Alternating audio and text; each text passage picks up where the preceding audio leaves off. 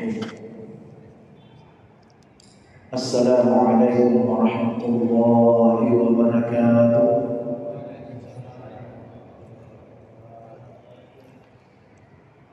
الحمد لله رب العالمين،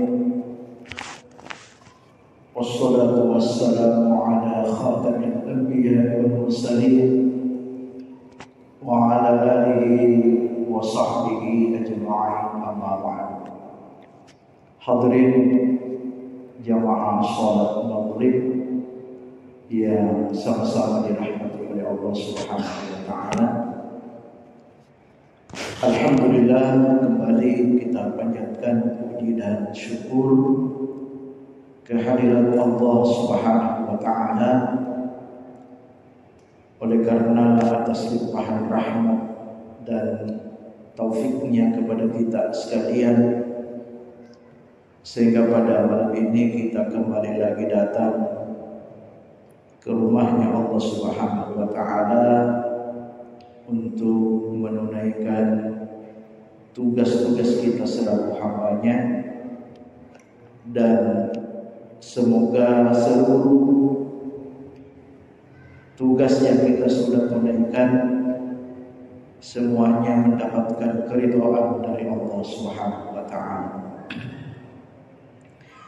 Salawat serta salam mari bersama-sama kita peruntukkan kepada junjungan Nabi besar Nabiullah Muhammad sallallahu alaihi wasallam. Hadirin yang dimuliakan oleh Allah Subhanahu wa taala, insyaallah pada malam ini kita akan lanjutkan kajian tafsir surah Al-Baqarah ayat yang ketiga, khususnya wa mimma razaqnahum yunfiqun. Pada pertemuan yang lalu kita secara khusus membahas tentang rezeki, razaqnahum. Kali ini kita akan lanjutkan. Di sini Allah Subhanahu wa taala menegaskan wa mimma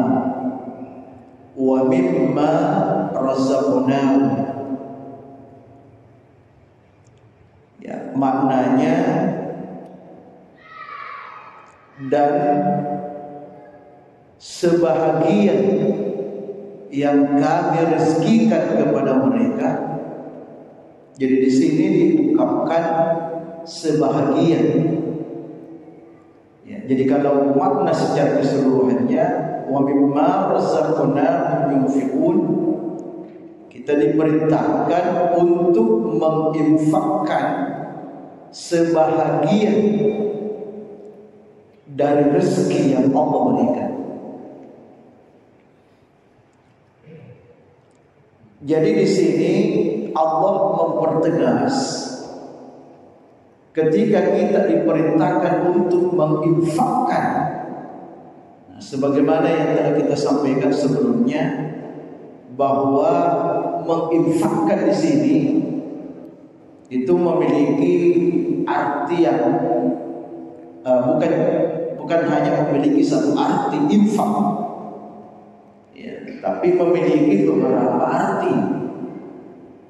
Jadi bisa infak, bisa zakat, bisa sedekah, atau bentuk-bentuk pemberian yang lain. Itu masuk infak dalam ayat ini. Ya. Jadi apapun itu, apakah itu infak, apakah itu zakat, apakah itu sedekah, atau pemberian-pemberian yang lain yang Allah minta, ya, yang Allah minta itu wa mimma. Di sini penegasannya wa mimma, yaitu sebagian. Ini pun sebagian kecil, ya, sebagian kecil. yang Allah minta untuk kita infakkan, untuk kita zakatkan, untuk kita sedekahkan, atau untuk kita berikan.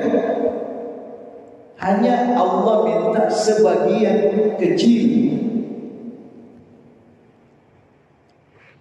Apa tujuannya ini? Apa tujuannya? Kenapa Allah minta sebagian kecil? Minta sedikit. Ya, kalau bahasa lain sedikit. Kenapa Allah minta sedikit? Pertama hikmahnya, ya, supaya tidak memberatkan. Ya, tidak memberatkan, sehingga tidak ada satupun di antara kita ini sebagai orang beriman punya alasan. Ya, sebab kalau misalnya Allah minta sebagian besar, misalnya Allah minta sebagian besar, maka bisa saja alasan kenapa kamu tidak berinfak. Aduh, banyak sekali minta. Kan itu jadi alasan kan? Misalnya kenapa kamu tidak menyumbang di sini? Bagaimana? Dia minta banyak sekali. Ya kan begitu? Ada alasan. Tapi di sini Allah menyatakan wa mimma, sebahagian kecil, sedikit. Tidak ada alasan. Ketika kita disuruh berinfak, ketika kita disuruh berzakat, ketika kita disuruh bersedekah, sedikit. Apa alasannya? Ya, apa alasannya? Tidak ada alasan. Jadi tidak berat, itu hikmahnya. Kenapa Allah meminta sedikit? Ya, supaya tidak berat. Yang kedua hikmahnya, kenapa Allah minta sedikit?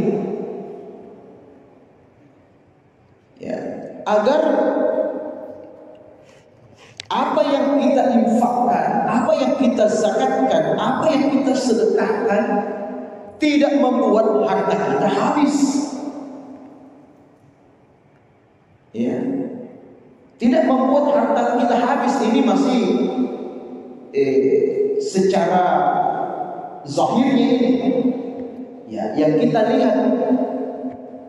Ya, sekalipun hakikatnya, kalau kita lihat lebih dalam lagi hakikatnya,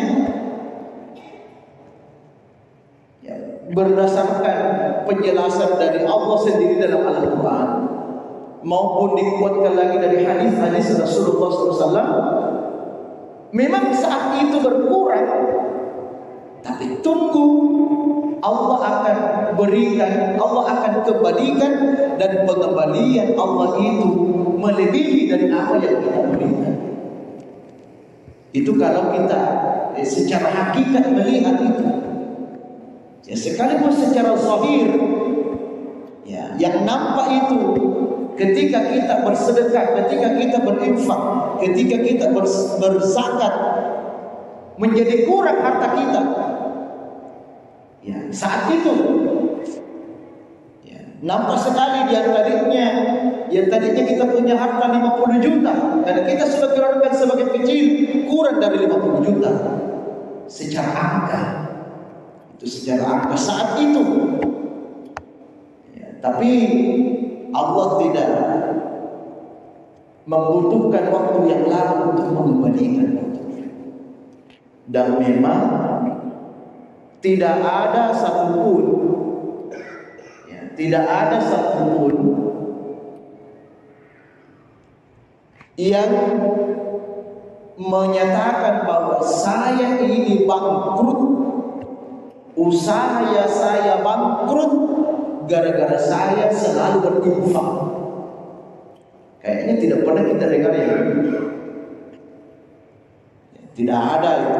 Gara-gara dia rajin senang berinfak, bersedekah, bahkan zakatnya tidak pernah apa dia tunaikan.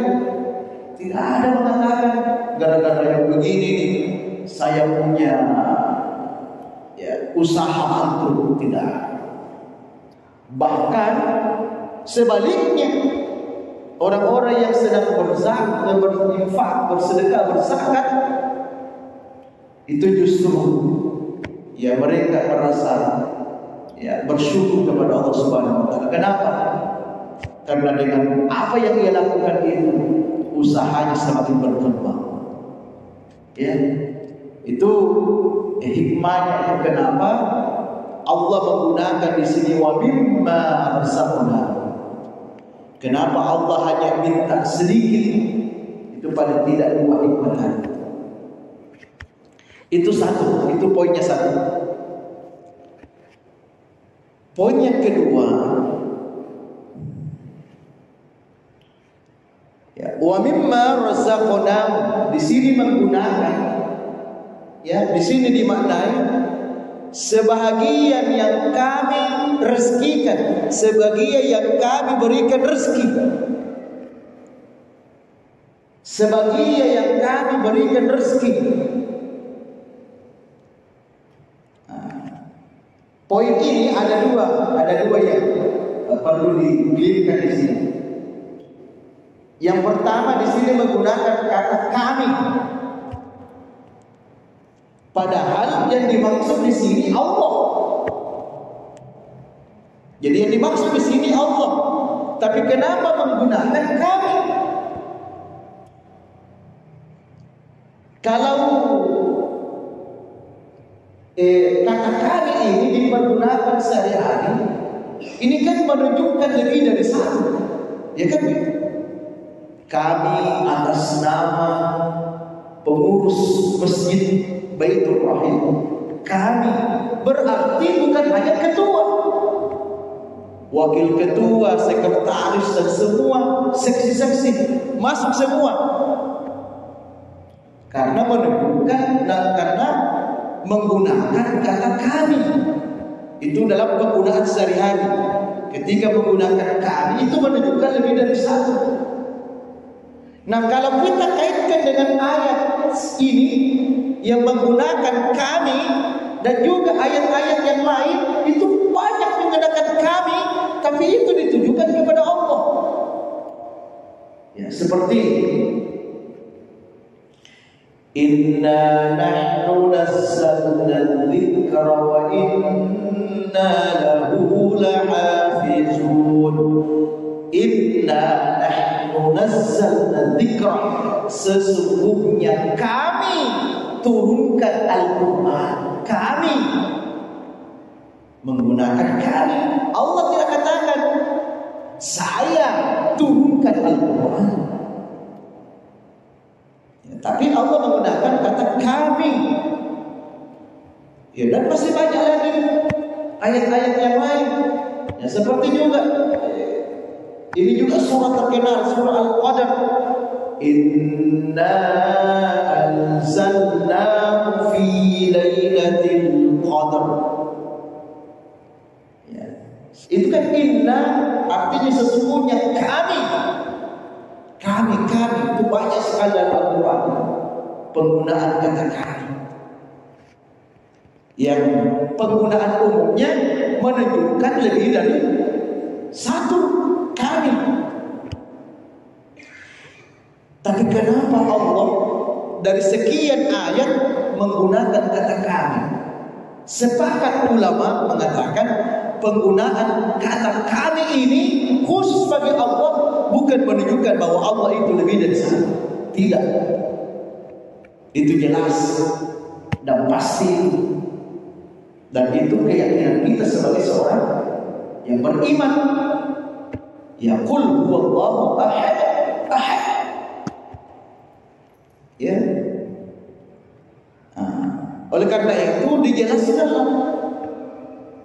ya, dijelaskan oleh para ulama, khususnya ulama tafsir, ayat-ayat yang menggunakan kata kami ini termasuk di sini wa mimma razaqnahum. Nah, itu bukan kami. Ya. Pertama, kenapa nah? Ya jelas bukan menunjukkan bahwa Allah itu lebih dari satu. Jelas bukan. Ya. Pertama, Itu maksudnya kenapa Allah mempergunakan kata kami di sini? Ya, itu dimaknai bahwa dalam hal urusan itu, objek dari apa yang Allah sampaikan itu ada keterlibatan makhluk, ada keterlibatan selain dari Allah, yaitu makhluk. Ada keterlibatan, ya, ada keterlibatan. Sama tadi ayat yang saya sampaikan, Inna nahnu nazzalna dzikra, sesungguhnya kami turunkan Al-Quran. Karena pada proses turunnya Al-Quran ada yang terlibat selain daripada Allah. Siapa? Malaikat Jibril. Maka di situ masuk malaikat Jibril. Makanya menggunakan kata inna. Ya, karena begitulah proses turunnya Al-Quran. Jadi Al-Quran itu tak langsung Allah langsung Muhammad kepada Rasulullah, tidak. Ya, tapi melalui malaikat Jibril. Jibril sampaikan kepada Rasulullah. Itulah menggunakan inna nahnu nazzalna dzikra. Kami turunkan Al-Quran, kami. Nah, sama juga lanjutan ayatnya, wa inna lahu lahafizun, dan sesungguhnya kami pula menjaga Al-Quran itu. Siapa? Ya, siapa selain dari Allah yang menjaga Al-Quran itu? Yaitu para hafiz. Ya, para hafiz Al-Quran, para hafiz Quran itu. Itulah keterlibatan para hafiz itu menjaga Al-Quran. Karena bagaimanapun Al-Quran itu dirusakkan, misalnya ada yang ingin merusakkan Al-Quran secara keseluruhan supaya Al-Quran musnah di dunia, sekaligus sudah dimusnahkan semuanya. Ada para hafiz bisa dicetak kembali disesuaikan dengan hafalan para hafiz, tidak akan dusta Al-Quran. Bahkan ada yang pernah saya dengar, ada cetakan Al-Quran, di situ ada dirubah ayatnya,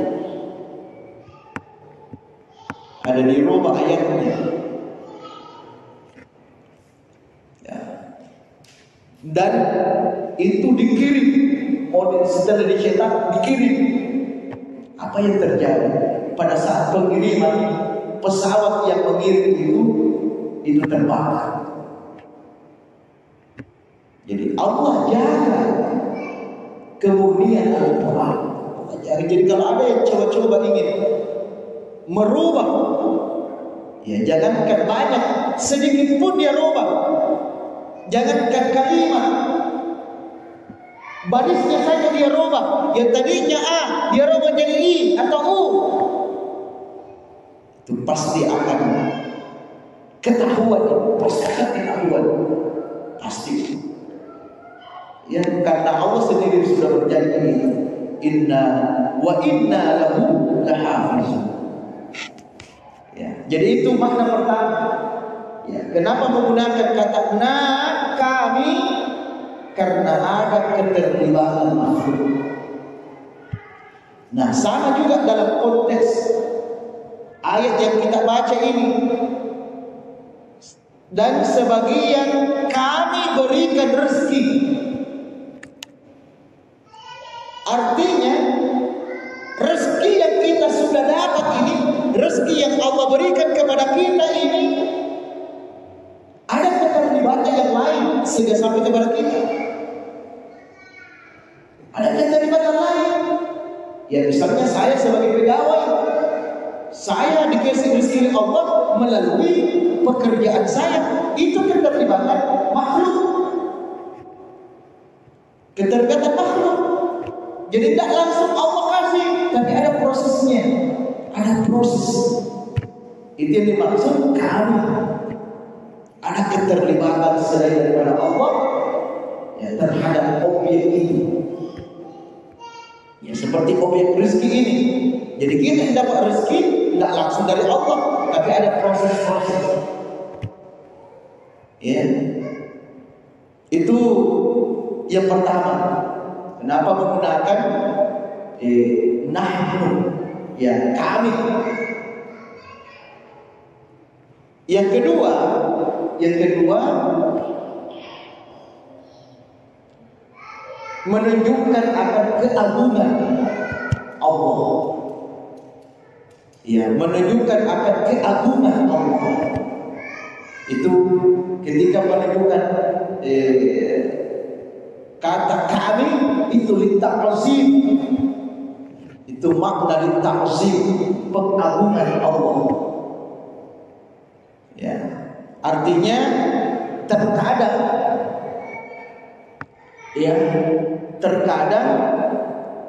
ketika kita menyebut kami itu tidak menunjukkan banyak, terkadang juga tidak menunjukkan banyak, tetapi itu menunjukkan pengagungan. Dalam hal ini ya, ketika Al-Quran menyebutkan berarti pengagungan terhadap Allah Subhanahu wa ta'ala. Ya, jadi itu kami. Nah, itu satu. Yang kedua, di sini terkait dengan keyakinan. Dan sebagian dari rezeki yang kami berikan, berarti selama ini kita dapat rezeki karena Allah yang kasih. Ya. Allah yang berikan sehingga kita ada rezeki.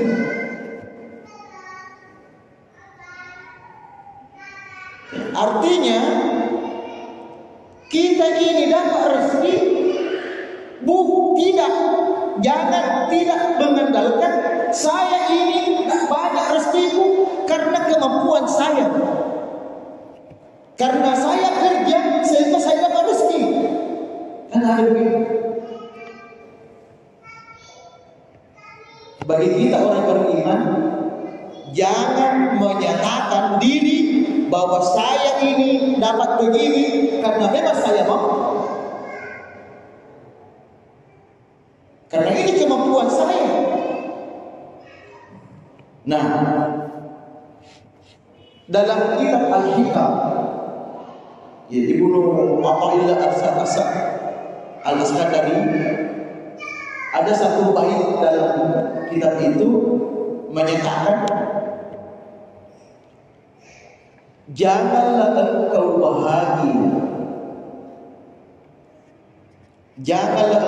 bahagia dengan amalmu, dengan amal yang engkau sudah lakukan. Ya, janganlah engkau bahagia dengan amalmu yang engkau sudah lakukan. Ya, karena atas kemampuan diri. Ya, maksudnya begini. Ketika kita bisa ke masjid, datang ke masjid, ya, ini bukan karena kemauan kita, bukan karena kita ini mau ke masjid, bukan. Ya, sama juga ketika kita beramal, ketika kita sholat, bukan karena kita ini mau sholat, bukan itu. Kita sebagai orang beriman tidak seperti itu keyakinan kita. Kita ini bisa ke masjid, kita ini bisa salat, kita ini bisa melakukan amal saleh, itu karena hadiah yang Allah berikan kepada kita. Itu bentuk hadiah. Berupa apa hadiah itu? Berupa rahmat. Karena kita ini dapat rahmat dari Allah sehingga kita bisa ke masjid. Kita ini dapat rahmat dari Allah karena kita bisa sholat. Kita ini dapat rahmat dari Allah karena kita bisa melaksanakan seluruh amal saleh. Itu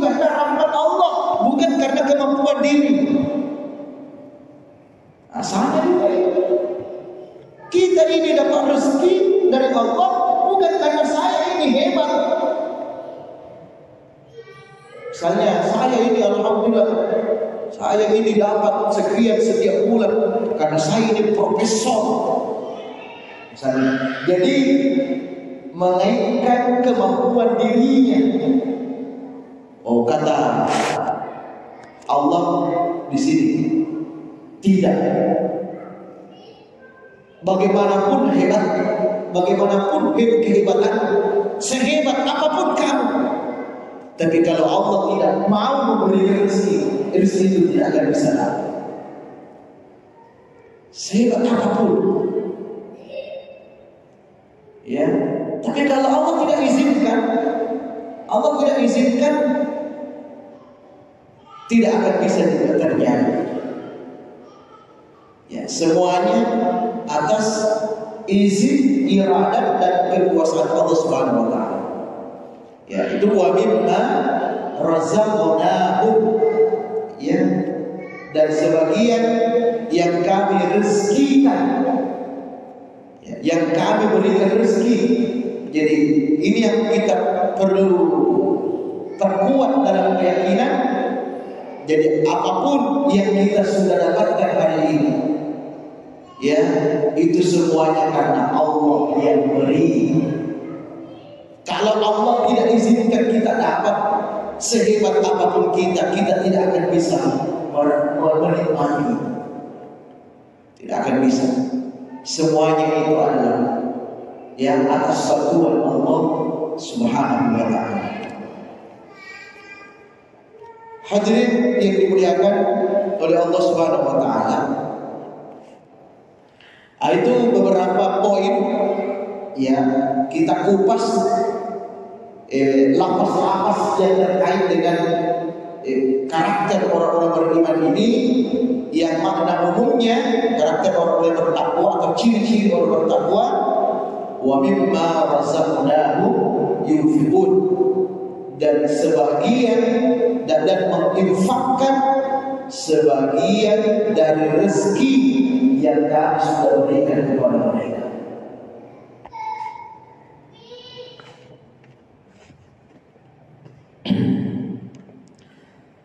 Hadirin yang dimuliakan Allah, selanjutnya seperti yang saya sudah ungkapkan, ini kita sudah masuk, ya, sudah masuk pada ya objek kajian ini. Objek kajiannya ya terkait dengan ciri-ciri orang bertakwa. Ya, sebagaimana telah saya sampaikan tadi bahwa ayat ini, ya, wa mimma razaqnahum yunfiqun, sebagian menginfakkan sebagian dari rezeki yang kami berikan kepada mereka. Di sini bukan hanya dimaknai dengan makna zakat, ya, tapi di sini juga dijelaskan, ya, dijelaskan oleh Ibnu Mas'ud, ya, yang menyatakan bahwa wa mimma razaqnahum yunfiqun, ya, qala nafaqatul rajuli ala ahli, ya, termasuk juga kita sebagai suami memberi nafkah kepada istri, ya, itu juga makna dari wa mimma razaqnahum yunfiqun. Ya, hanya saja di sini diberikan penjelasan oleh para ulama, wa hadza qablu an tunazzala zakat. Pemahaman bahwa wa mimma razaqnahum yunfiqun di sini, ya, seorang suami memberi nafkah kepada keluarganya, ini maknanya sebelum ada perintah, ya, sebelum ada perintah menunaikan zakat. Jadi sebelum turun ayat, ya, yang menyatakan dengan tegas kewajiban zakat. Jadi sebelum turun ayat yang menyatakan perintah kewajiban zakat, maka ayat ini dimaknai, ya, bahwa seorang suami, ya, orang suami memberikan nafkah kepada keluarganya, istri dan anak-anaknya. Itu bagian dari ciri-ciri orang takwa. Sebelum ada perintah kewajiban zakat. Ya, tetapi setelah turun ayat perintah kewajiban berzakat, ya makna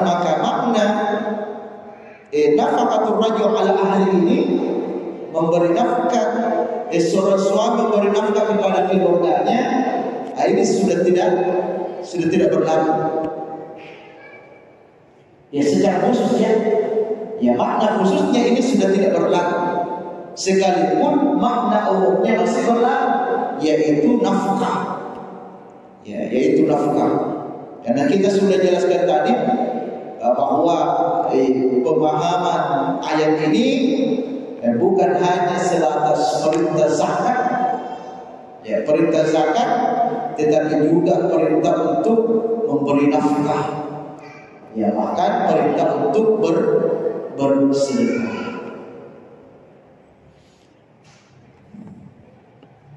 Nah, terkait dengan zakat, yang terkait dengan zakat, insya Allah ini nanti kita akan kupas pada pertemuan berikutnya. Ya. Karena ini perlu kita kaji secara mendalam juga sesuai dengan perintah di sini. Ya, karena umumnya ulama tafsir memahami wa mimma razaqnahum yunfiqun, itu bagi orang yang bertakwa, yaitu diperintahkan untuk menunaikan zakat. Nah, maka ini nanti kita akan jelaskan pada pertemuan berikutnya terkait dengan zakat. Pertama dulu nanti kita akan kupas bagaimana kedudukan zakat dalam rukun Islam. Yaitu dulu kita kaji, ya bagaimana kedudukan zakat dalam rukun Islam. Ini terkait dengan rukun Islam dulu, karena zakat itu bagian dari rukun Islam. Ya, syahadat, salat, puasa, zakat. Nah, bagaimana sebenarnya kedudukannya itu? Ya, inilah nanti kita akan kaji itu pada pertemuan berikutnya. Jadi untuk hari ini kita sudah tuntaskan penafsiran secara umum berdasarkan susunan ayat ini, susunan kalimat-kalimat ayat ini, wa mimma razaqnahum yunfiqun. Ini dulu, karena inilah yang dikaji juga oleh para ulama, kajian lafaz, yang kajian lafaz dari ayat ini. Jadi sisa pemahamannya, jadi kajian pemahamannya nanti kita akan jelaskan pada pertemuan ini. Hadirin yang dimuliakan Allah, saya kira ini saja kajian kita hari ini. Ini masih ada waktu sedikit. Kita kasih kesempatan, siapa tahu ada di antara bapak-bapak ada yang mau bertanya tentang hal ini, atau mungkin hal yang lain pernah kita jelaskan. Ya, karena jarang-jarang kita kasih kesempatan bertanya. Ada yang tanya? Iya, silakan. Tadi terkait masalah sedekah. Kalau kita mempunyai ada rezeki juga ini kan, sedekah kita untuk ibu bapak kita sebaik. Gimana? Boleh jelaskan? Iya, kita ada rezeki, ya, terus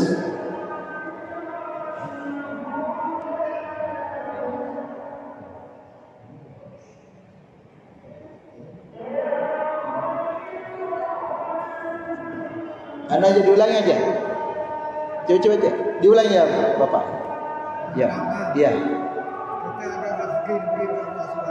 Iya, iya. Kita membersedekahkan juga. Kita sedekahkan. Sampai dah. Ya, kita sedekahkan ke Ibu bapak kita. Oke. Oh, kayak orang tua, ya, orang tua, saudara gitu. Nah, bagaimana? Apakah sampai? Iya, iya, iya. Ini namanya, jadi ketika kita ada rezeki, lalu kita ya berikan kepada orang tua gitu, kepada saudara, ya. Memang inilah yang diutamakan. Dalam Al-Quran itu ada ayatnya. Ya, jadi kita diperintahkan untuk, ya, ketika kita diberikan rezeki oleh Allah dan kita ingin berbagi, jadi yang kita utamakan dulu keluarga. Kita utamakan keluarga. Ya, wal aqrabin. Jadi kita punya keluarga dekat dulu, itu yang diutamakan. Jadi sebelum ke yang lain, keluarga dulu. Itu kalau sifatnya ya, misalnya sedekah ya, infak. Ya, berbeda kalau zakat ya, itu lain cerita kalau zakat. Tapi ini kalau sedekah infak, ya itu diutamakan dulu keluarga. Justru itu diutamakan dulu. Ya. Apa hikmahnya? Kenapa Al-Quran memerintahkan kepada keluarga dekat dulu? Sebab kalau ada orang hanya berbagi di luar saja, nanti ada masalah dalam keluarga.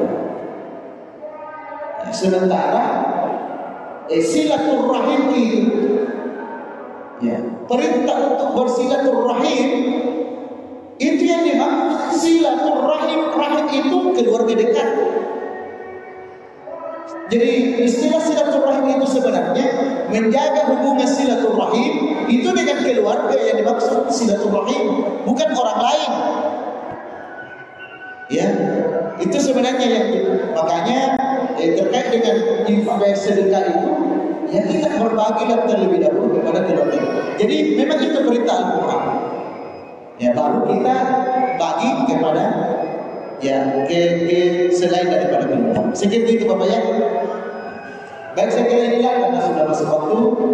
Mudah-mudahan apa yang kita laksanakan, apa yang kita kaji pada malam ini, insyaallah ada manfaatnya.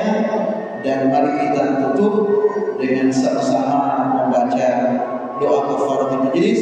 Subhanallahumma wa bihamdika, asyhadu an la ilaha illa anta, astaghfiruka wa atubu ilaik. Wabillahi taufiq wal hidayah wal irsyad.